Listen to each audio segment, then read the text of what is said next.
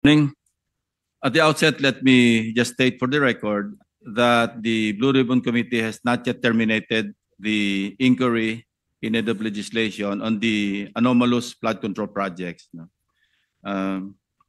Be that as it may, I have directed the committee to commence crafting with the crafting of a partial committee report in that regard. However, due to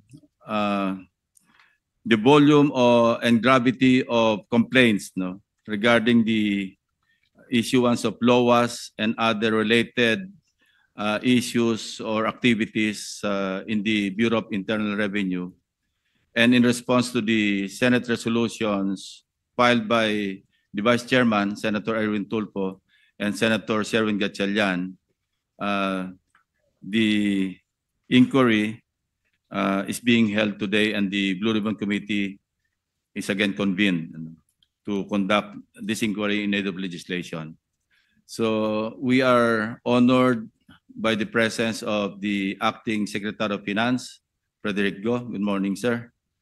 And two former and one incumbent commissioners of the Bureau of Internal Revenue, namely Attorney Kim Enares, Attorney Romeo Lumagi, and Commissioner Charlie Mendoza. Welcome. The others will be, the presence of the others will be acknowledged by the committee secretary later.